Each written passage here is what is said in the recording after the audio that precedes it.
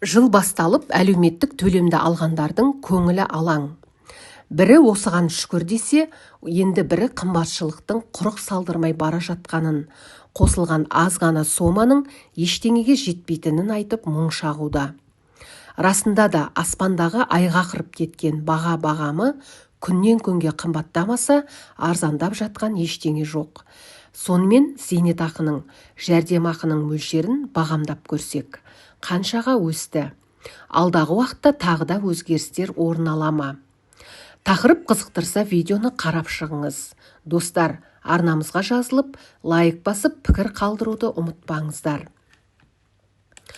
Қазақстанда зейнетақы мен жәрдемақының мөлшері өсті. Еңбек және халықты әлеуметтік қорғау министрлігінің мәліметінше, 2025 жылға 1 қаңтардан бастап мемлекеттік жәрдемақылар мен базалық зейнетақы төлемдерінің барлық түрінің мөлшері Қазақстан Республикасының ұлттық банкі айқындайтын инфляцияның болжамды деңгейіне сәйкес 6,5%-ға, ынтымақты зейнетақы 8,5%-ға, яғни инфляция деңгейінен 2%-ға оза отырып ұлғайтылды. Бұдан басқа мемлекет басшысының тапсырмасы бойынша 2023 жылдан бастап 5 жыл ішінде, яғни 2028 жылға дейін ең төмен базалық зейнетақыны ең төмен күнкөріс деңгейінің 70%-на дейін, ең жоғарғы 120%-ға дейін жыл сайын кезең-кезеңмен арттыру жүзеге асырылады.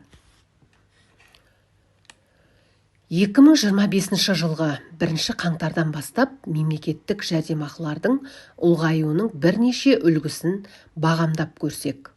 Сонымен, 1, 2 және 3 бала туғанда берілетін жәрдемақы 140.296 теңгеден 149.416 теңгеге дейін.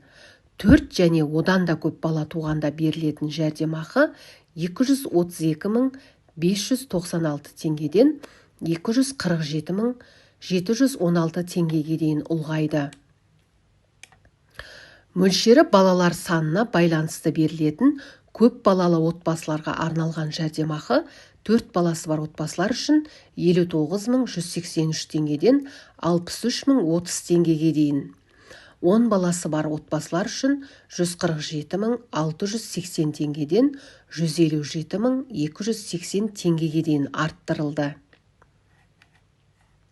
Бірінші топ мүгедектігі бар адамдарға арналған жәрдемақы 95.496 теңгеден 101.702 теңгеге дейін. Екінші топ 76.397 теңгеден 81.362 теңгеге дейін. Үшінші топқа 52.089 теңгеден 55.474 теңгеге дейін өсті. Сондай-ақ мемлекеттік әлеуметтік сақтандыру қорынан асыраушысынан айырылу және еңбекке қабілеттілігінен айырылу бойынша төлемдер мөлшері 6,5%-ға артты. Аталған төлемдер міндетті әлеуметтік сақтандыру жүйесіне қатысушыларға бюджеттен берілетін мемлекеттік жәрдемақыларға қосымша жүзеге асырылады. Төлемдердің мөлшері жеке санаттарға және келесілерге байланысты болады.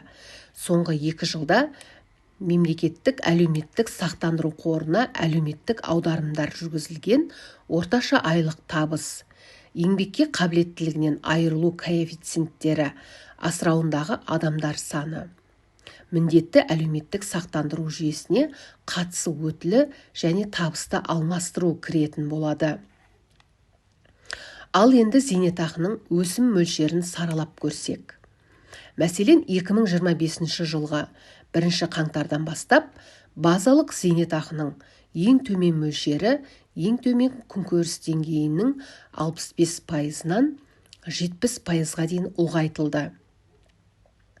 Бұл 32.362 теңгені құрап, оның ең жоғарғы мөлшері ең төмен күнкөріс деңгейінен 105-тен 110%-ға дейін арттырылып, 50.851 теңгені құрады. Мысалы, 2019 жылы зейнеткерлікке шыққан 69 жастағы зейнеткердің 2024 жылы бюджеттен төленетін зейнетақы мөлшері 156.856 теңгені құрады. Оның ішінде Базалық зейнетақы төлемі 45.578 теңге, ынтымақты зейнетақы 111.278 теңге. 2025 жылғы 1 қаңтардан бастап өсімді ескере отырып, осы зейнеткер үшін зейнетақының жалпы сомасы 171.588 теңгеге дейін ұлғайды. Оның ішінде базалық зейнетақы 50.851 теңгені, ынтымақты зейнетақы 120.738 теңгені құрап отыр. Аталған сомаларға бірыңғай жинақтаушы зейнетақы қорындағы төлемдер кірмейтінін атап өту маңызды. Алдағы уақытта зейнетақы төлемдеріне қатысты өзгерістер бола ма? Бұл енді 2025 жылдың екінші жартысында айқын болатын мәселе. Ол енді алдағы уақыт еншісінде қалып отыр.